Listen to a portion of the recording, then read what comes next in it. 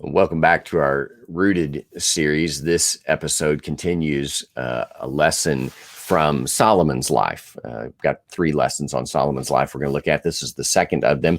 And last week we looked at how humble and dependent on God Solomon was. And that's always a very encouraging, exciting thing to look at for me, how Solomon asked wisely for wisdom and God honored that request. And I always have in the back of my mind, though, there's this thing at the end of Solomon's life. In 1 Kings 11, verses 4 through 6, it says, when Solomon was old, his wives turned his heart away to follow other gods. He was not wholeheartedly devoted to the Lord his God as his father David had been. Solomon followed Ashtoreth, the goddess of the Sidonians, and Milcom, the abhorrent idol of the Ammonites. Solomon did what was evil in the Lord's sight, and unlike his father David, he did not remain loyal to the Lord. And Lord there is capitalized in the CSB. That means it's the name that God revealed to his people, Yahweh, or Jehovah, you might have heard before. And so it's particularly identifying the Hebrew God.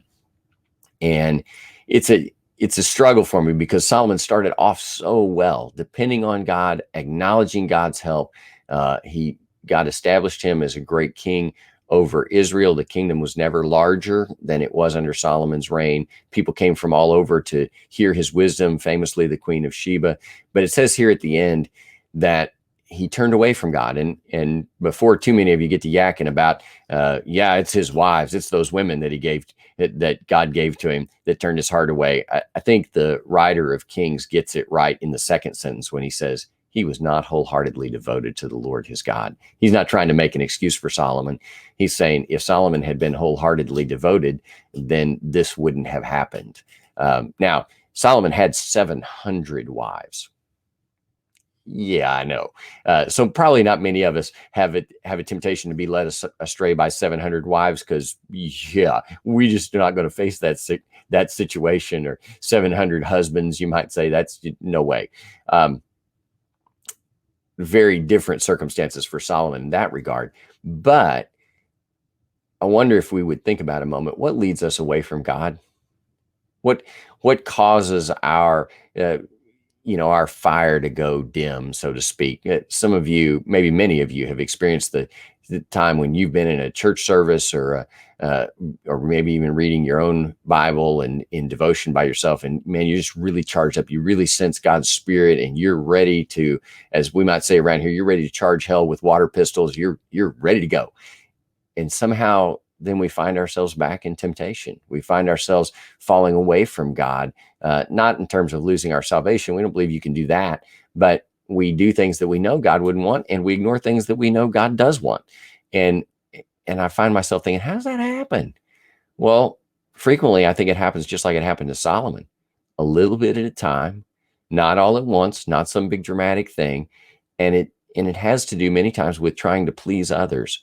Well, I'll do this for them because, I want them to think well of me. I want to have a good relationship. Or maybe I won't talk to them about Jesus because I don't want to jeopardize our friendship, or I won't be so gung-ho on fire around them because I don't want them to think I'm weird or something like that. And a little bit at a time, we start to value the opinions of others more than we do the opinion of God.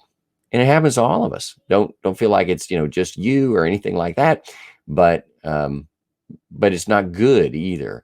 And so I want to encourage you in this deal, in this devotional lesson, as we look at Solomon's life, to say, man, is there some way I'm tempted to do that? Is there some way I'm tempted to, a little bit at a time, gradually lose my focus on God?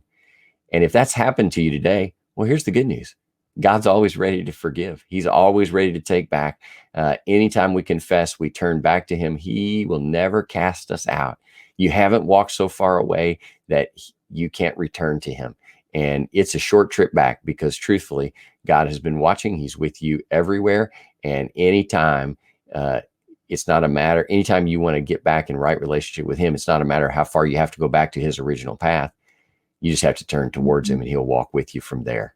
And I want to encourage you, if you have fallen away a little bit, you probably don't have 700 wives, but if you've fallen away because of the opinions of others, know that you can put God as the first place in your life again, and he's ready to walk with you back to the center of his will and use you from where you are, take you from where you are, and lead you to where he wants you to be, into what he wants you to be. If we can help you in that journey at all, I encourage you to reach out to us and join us here at Union Hill. We'll see you soon.